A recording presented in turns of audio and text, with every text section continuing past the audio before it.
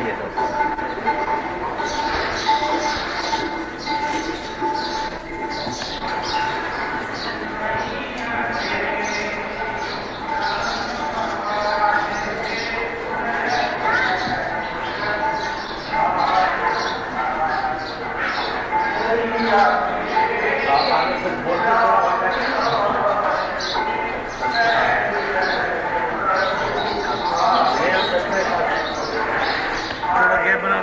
बना के थोड़ा दूर होकर लेना थोड़ा। हाँ, क्योंकि आपकी वजह आप तेज चलना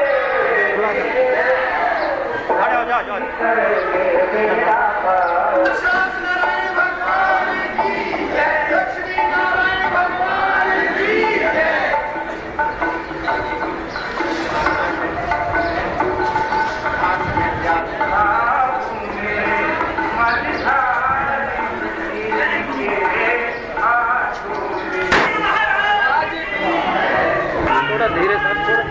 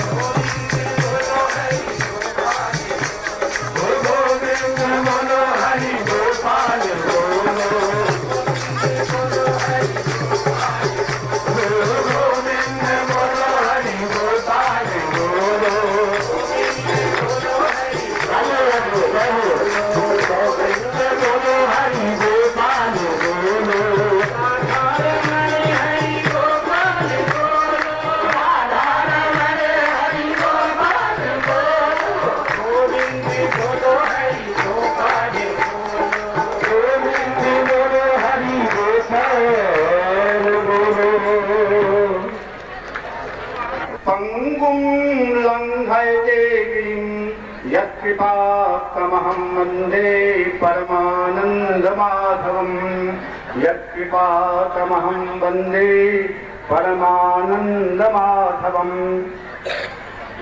परम पूज्य परमाराध्य पूज्य गुरुदेव के चरण कमल में नमन करते हुए आप लोगों के सामने में कुछ अपना शब्द अर्पण करने जा रहा हूँ। यह बसंत का शुभ प्रांगण है और प्रकृति की प्रांगण में आज यह दिव्य सत्संग का शुभ अवसर मिला है। भगवान गीता में कहते हैं कि मैं ऋतुओं में कुसुमाकर बसंत ऋतु में ही हूँ। वह बसंत ऋतु इस वर्ष में जय नाम के संवत्सर से प्रारंभ हुआ है, जो चैत्र शुक्ल प्रतिपदा से प्रारंभ होता है। इस जय नाम के संवत्सर में के प्रारंभ में नवदुर्गा की आराधना की जाती है और नवदुर्गा इस सृष्टि के आद्या शक्ति हैं, और सृष्टि के भरण पोषण पालन में एकमात्र कारण है। संसार के सभी विधाओं में, सभी प्रकार के मान्यताओं में देवी देवताओं का महत्व सर्वाधिक माना जाता है, इसमें तनिक भी संदेह नहीं है।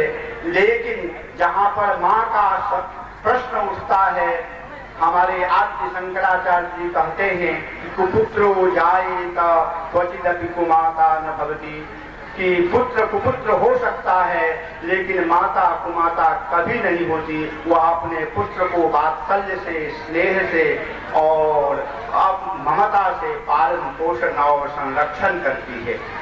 तो ये नवदुर्गा का समय चल रहा है और इस नवदुर्गा में भगवान के अमृतमय उपदेश का श्रवण करने का अवसर मिले तो इससे सुंदर सुअवसर कैसे संभव ही, इससे अच्छा अवसर हम हो ही नहीं सकता है।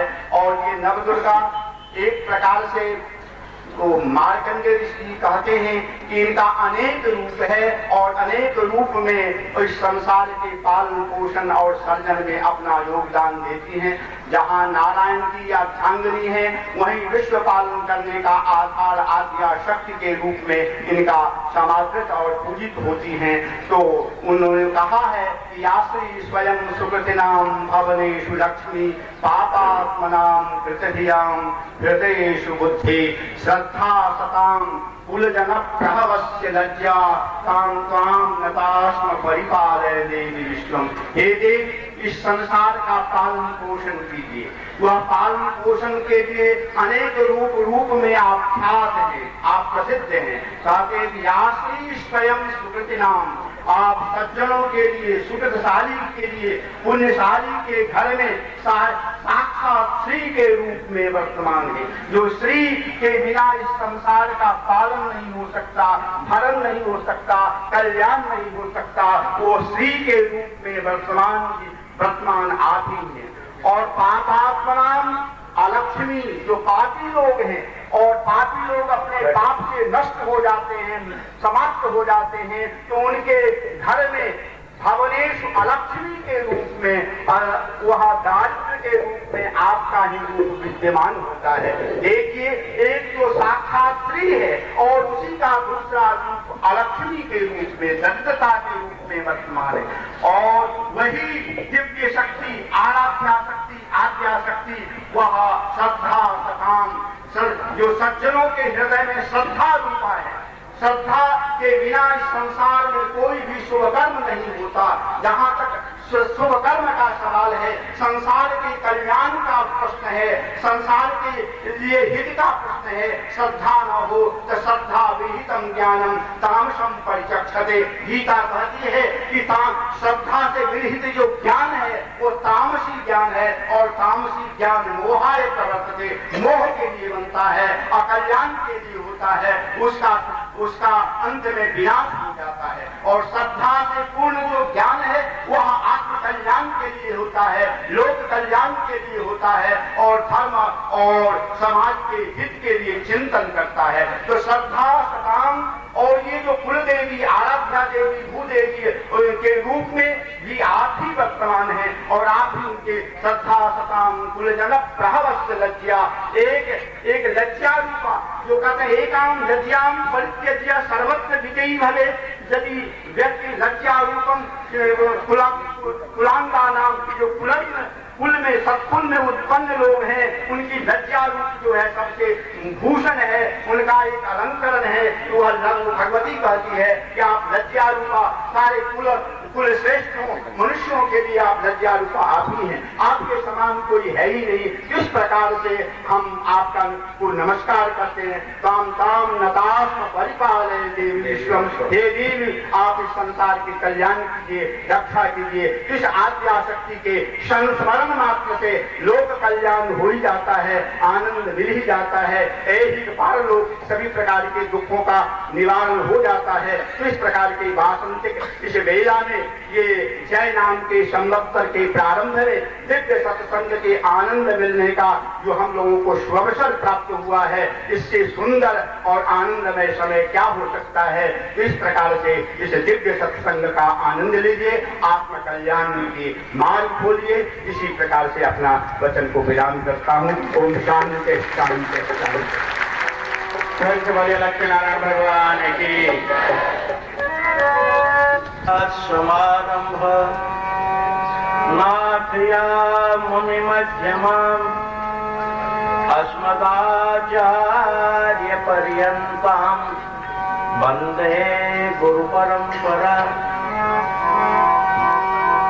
यो नित्य मच्युत पदाम्बुज युग्म रुक्म व्यामोहतस्तदिदानि मित्राणि मेने अस्मद्गुरोर्भगवते सुदैक सिन्धो श्रीरामानुजस्य चरणं शरणं प्रपद्ये। वन्दं गुरुपदकन्यकृपा सिन्धु नररूपहरि महामोहतम पुण्य या सुबचन रविकर्ण कर। बंदहु गुरुपद पदम परागा हरि सूरज सुवास सरस अनुरागा। मोह गगन तम सो सुप्रकाश बड़े भाग उड़ावही जासु। उगरहि विमल विलोचन हिय के मिटहि दोष दुख भव रजनी के। जो के रक्षक गुरु धनी अरे करे कहा सखी और हरि रूठे तो ठोर है, गुरु रूठे नहीं ठोर। ये तन विष की बेलड़ी तो गुरु अमृत की खान। शीश दिया कर गुरु मिले तो भी सस्ता ही तो जान। गुरु की आवश्यकता हमारे जीवन में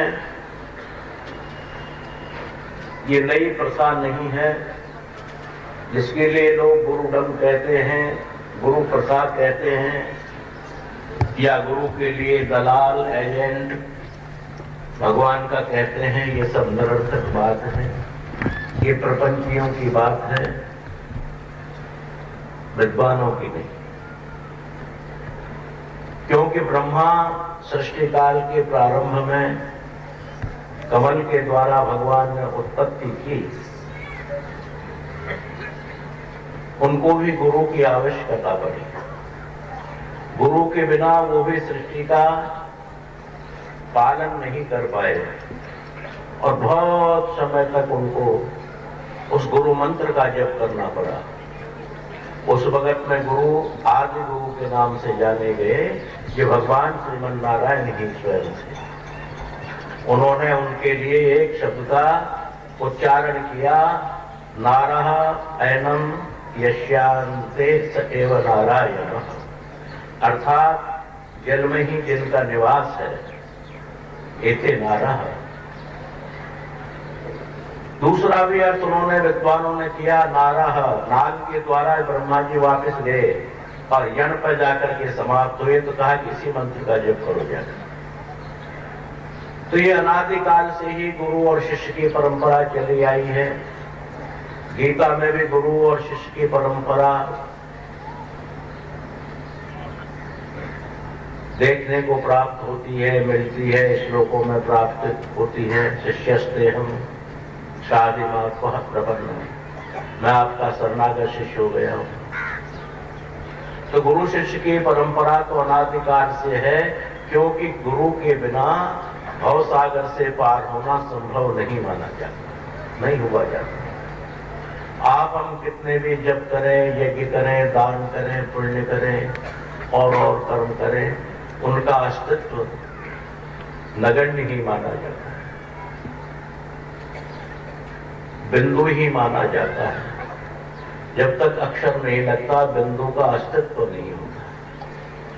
अक्षर के उपरांत ही बिंदु का अस्तित्व होता है। इसलिए गुरु डब वाली बात नहीं है, गुरु कोई एक परंपरा नहीं है, गुरु किसी प्रकार का शिष्य का धन हरण करने के लिए नहीं है, मान हरण करने के लिए नहीं है, उनको किन्हीं प्रकार का कष्ट देने के लिए नहीं है। वो ये भौतिकवाद के सुख हमें कमती मिले, ज्यादा मिले, बहुत मिले, ये अपने पूर्व जन्म के संचित कर्मों का ही फल है। परंतु अग्रिम आगे चल करके हम यम की यातनाओं एवं अनेकानेक प्रकार के कष्टों को वहन न करें और हम मोक्ष गति को प्राप्त हों, सदगति को प्राप्त हों और श्रेष्ठ गति को प्राप्त हों। किसी में गुरु का विशेष प्रकार से योगदान है या कृपा है। समर्थ गुरु ब्रह्मा विष्णु महेश तीनों का काम करता है। गुरुर ब्रह्मा गुरुर विष्णु गुरुर्देव महेश्वर गुरुर साक्षात परब्रह्म तस्मै श्री गुरुवे नमः। एक ब्रह्मा विष्णु महेश नहीं हो सकता। मानो एक हो और उसमें ब्रह्मा विष्णु महेश के तीनों गुण समाहित हों, ये संभव सा नहीं लगता, असंभव ही प्रतीत होता है। परंतु इन तीनों के गुण जिस संत में जहां पर उपलब्ध हों, मिलते हों, ब्रह्मा के गुण मिलते हों, अर्थात सृष्टि की अभिवृद्धि अपने शिष्य के यहाँ संतान का अवरोध या संतान न हो, मृत्युगत हो जाती हो, उसको रोकने की ताकत,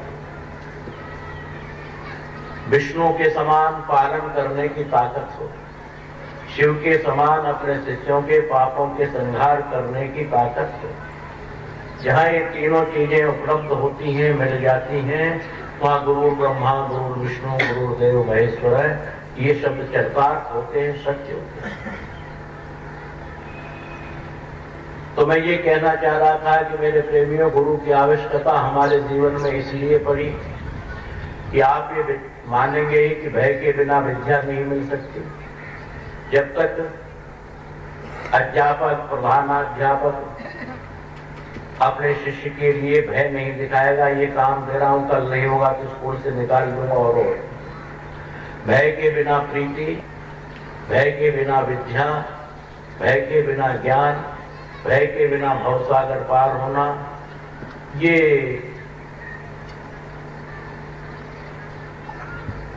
पांचों छहों चीजें उपलब्ध नहीं होती, मिलती नहीं भय के बिना। अर्थात बिना भय के ये चीजें प्राप्त नहीं होती। और गुरु का एक शिष्य और शिष्या का गुरु के प्रति एक भय ही तो है,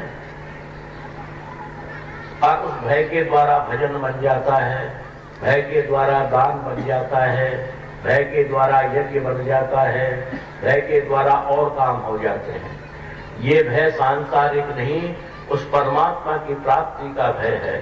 इसलिए गुरु की आवश्यकता विशेष रूप में प्राप्त होती है। आप हम सब मिल करके भगवान श्रीमन नारायण की ध्वनि कर लें कि मानव जीवन का औचित्य, मानव जीवन की सार्थकता, मानव जीवन का लक्ष्य एक यही तो है।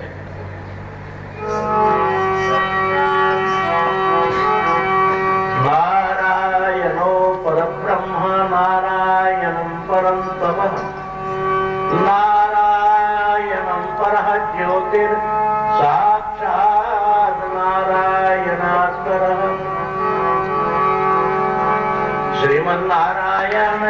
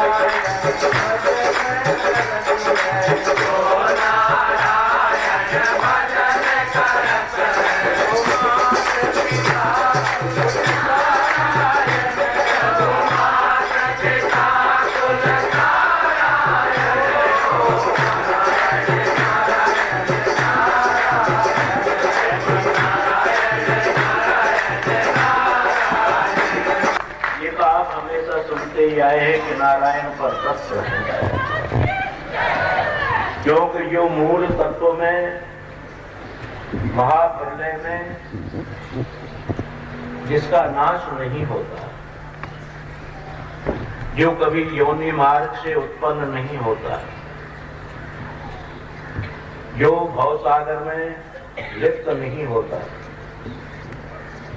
माया जिसकी दासी हो, लक्ष्मी जिसकी दासी हो, और रजोगुण तमोगुण सतोगुण तीनों गुणों से ब्रह्मा विष्णु महेश का प्रादुर्भाव करते हो, वही परतत्व है।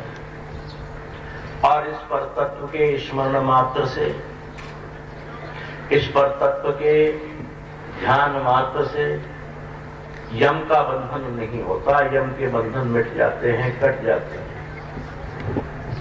हम छोटी छोटी बात के लिए उस परमात्मा के लिए कहते हैं कि आज मेरा धंधा कम हो गया, आज हमारी रोजी रोटी में घाटा पड़ गया, आज मेरी लॉटरी निकल गई, आज मेरी लॉटरी निकल गया तो बाबा तुझे मान ली। छोटी बात है, ये तो हमारे पूर्व जन्म के किए हुए कर्म उनका फल है। थोड़ा सा हमें उद्योग करना पड़ता है और वो प्राप्त हो जाते हैं। जैसी जाकी होतव्यता वैसी मिले सहाय, आपन आवे ताय पे ताय कहाँ ले जाए। ये पूर्व जन्म के संचित कर्म होते हैं।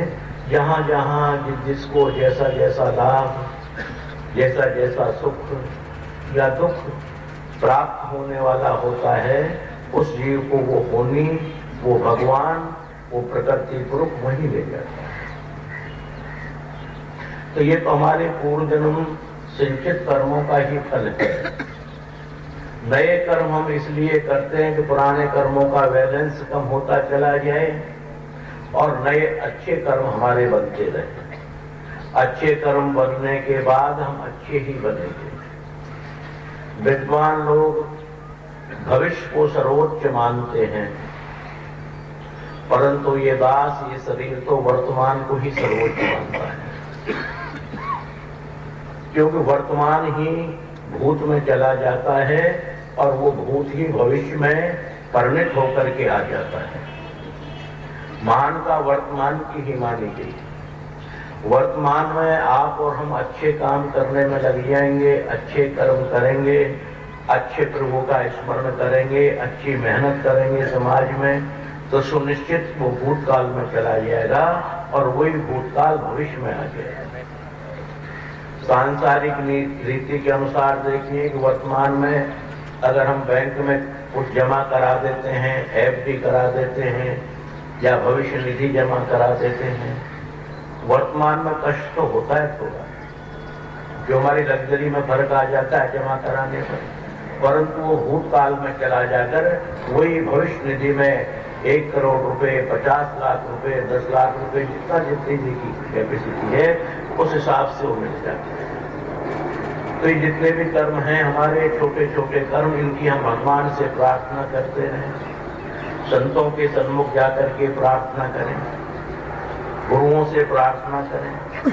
प्रार्थना के बल पर ये काम हो जाया करते हैं, ये नहीं कहोगे, हो जाया करते हैं। जो अभी बोला ही मैंने, गुरु के अंदर ब्रह्मा की, विष्णु की, शिव की और पाप को संहार करने की ब्रह्म जैसी ताकत हो, वही गुरु शब्द कहलाने के लायक है, वही शरीर गुरु शब्द का उच्चारण करता है। तो ये प्रार्थना तो हम लोगों को अवश्य करनी ही चाहिए, कि गुरु इन चीजों को मेटने में समर्थ होता है। समर्थ इसलिए होता है कि ये न के न प्रकार उस भगवान के पास में जुड़ा हुआ होता है। कई बार ऐसे प्रश्न विद्वानों ने मुझसे किए कि महाराज कोई भी चीज जो है देने से घट जाती है, आशीर्वाद देंगे तो घटेगा, श्राप देंगे तो घटेगा, अपनी वस्तु में से किसी को देंगे तो घटेगा। हमने इसकर एक ही जवाब दिया कि भौतिकवाद की वस्तु नहीं जो देने से घटे। आप भी तो विद्वान हैं, सरस्वती के भंडार की बड़ी अपूर्व बात, ज्यों खर्चे त्यों त्यों बढ़े, बिन खर्चे घट जाते। ये बिना खर्चे घट जाती। इसी कदर से जो थर्मल पावर से जुड़ा हुआ व्यक्ति है, कोई भी है, मेरा नाम नहीं लेना, कोई भी है जो थर्मल पावर से जुड़ा हुआ है। थर्मल पावर क्या है? भगवान परमात्मा रूपी थर्मल पावर। उससे जुड़ा हुआ व्यक्ति है, वो रात और दिन बिजली खर्च करता है। ट्रांसफार्मर है वो तो, जब ट्रांसफार्मर खुद ही अशुभ कर्मों से फूक जाए तो बात अलग है। जो बुरे कर्मों से फूक जाता है ये ट्रांसफार्मर, इसलिए बुरे कर्मों से जब ट्रांसफार्मर फूक जाए तो बात अलग है। अगर ट्रांसफार्मर के अंदर में वो लोहे के तार वगैरह या ऑयल डीजल सही है तो कितनी भी बिजली, जितनी उसकी कैपेसिटी है, उस कैपेसिटी से दौड़ी बिजली दे सकता है। यानी 100 kV वाट का 150 वक्त में वक्त पर 200 लोड भी दे सकता है। क्यों? ओवरलोड ले लेता है। तो ये तो सिद्धों के पास, संतों के पास जाकर हम प्रार्थना कर लें, उसी से हमारा मंगलमय कल्याण हो सकता है, और होता रहा है, होता ही रहेगा, तीनों कालों में होता है। तो ये छोटी छोटी बातों को लेकर हम परमात्मा से विमुख न हो, दूर न हो। बहुत से व्यक्तियों का है कि भगवान है तो मेरा अमुक काम क्यों नहीं कर दिया, मैं तो नहीं मानता। ये उनकी मूर्खता है या उनके पूर्व जन्म के अच्छे भाग्य नहीं है। ये परमात्मा से दूर होना, विमुख होना, ये अच्छी बात नहीं है, बहुत बुरी बात है। उस बुरी बात को हम लोग न अपनाएं और इस परब्रह्म परमात्मा श्रीमन नारायण का, लक्ष्मी माई का, भगवान राम जी का, भगवान कृष्ण जी का, भगवान शिव जी का अनेक अनेक उनके नाम है, इनका संस्मरण करते रहें और अपने जीवन को सफल बनाते रहें। नाम निरंजन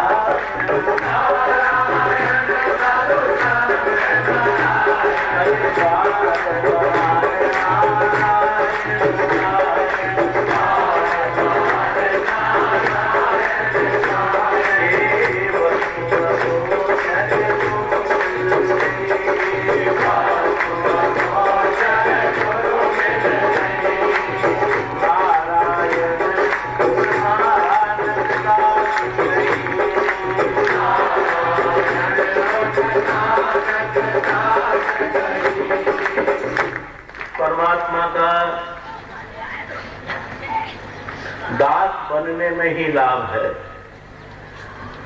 उसके स्वामी बन जाए तो लाभ नहीं। वक्त है उसको मित्र भी बना दिया जाता है, माता भी, पिता भी, अनेकानेक रिश्तों में उसको माना जा सकता है, पर दास बनना ही सर्वोच्च है।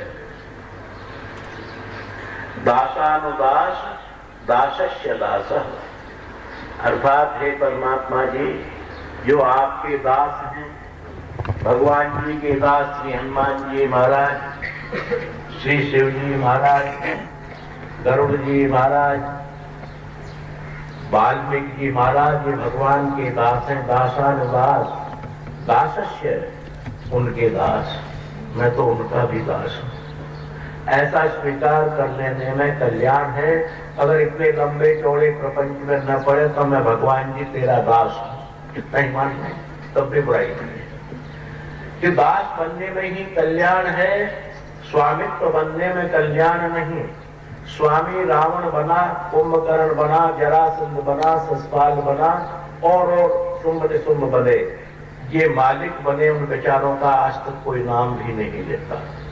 न हमारे परिवारों में अपने बच्चों का नाम शिशुपाल रखते हैं, न जरासंध रखते हैं, न रावण रखते हैं, न कुंभकर्ण रखते हैं, न जरासंध रखते हैं। ऐसा नाम नहीं रखते, क्योंकि उनके नाम रखने में भी घृणा हो गई कि परमात्मा के विमुख हो गए थे।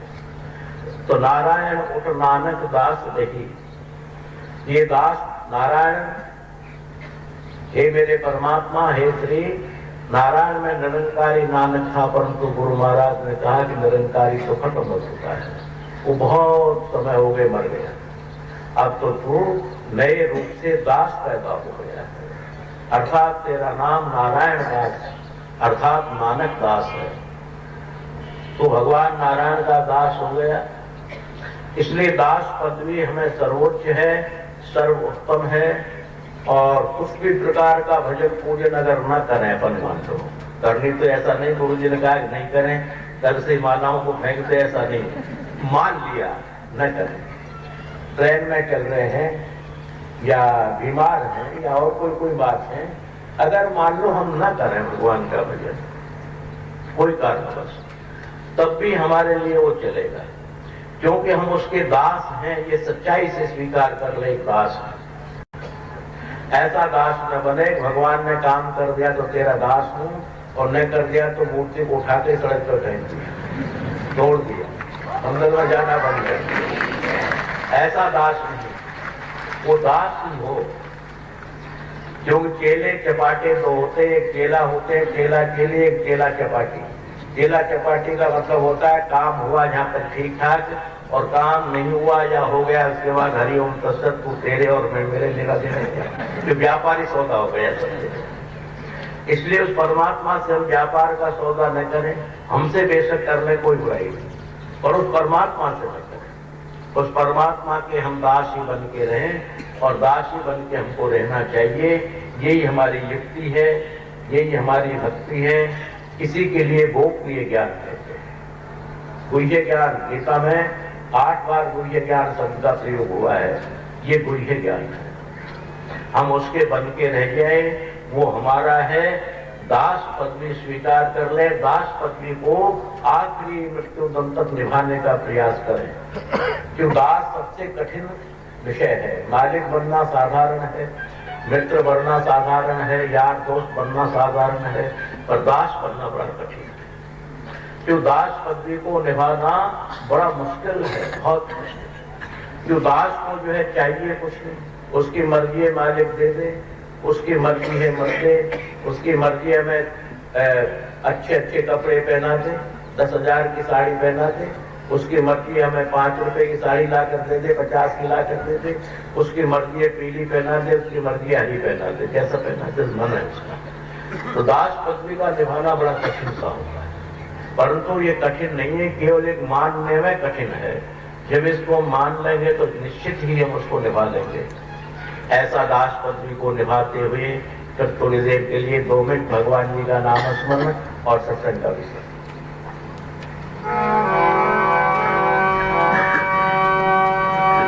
राधे राधे बोल चाहे कृष्ण कृष्ण, राधे राधे बोल चाहे कृष्ण कृष्ण, राधे राधे बोल चाहे कृष्ण कृष्ण, राधे राधे बोल चाहे कृष्ण कृष्ण, राधे राधे बोल चाहे कृष्ण कृष्ण, राधे राधे बोल चाहे कृष्ण कृष्ण।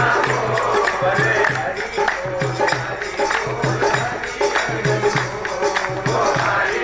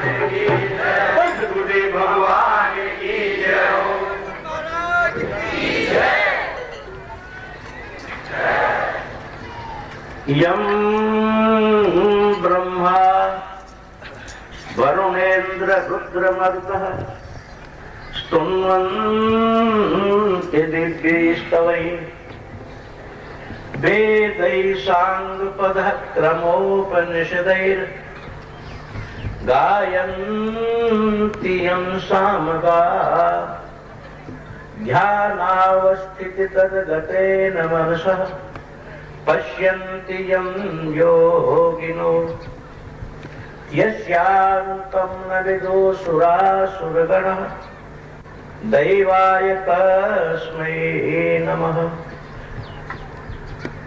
कान्तिसुता मृषति निन्दितशारदेन्दु यत्रैकसितो विलसितामसिताङ्ग शोभा वृन्दावनेऽपि कृतयामुनि गाङ्गसङ्गम् श्रीराधा मुकुन्द युगलं तदहं नमामि। भगवत भक्तों, सत्संग प्रेमियों, अभी थोड़ी देर पूर्व हमारे परम आदरणीय परम विद्वान श्री गुंजेश्वर प्रसाद जी ने कहा कि बड़े ही कभी कभी कोई योग मिल जाता है, अगर इन योगों को लाना चाहें तो नहीं मिलते। नवरात्राओं का दिन, अष्टमी का दिन, नया संवत्सर, अनेकानेक प्रकार के योग।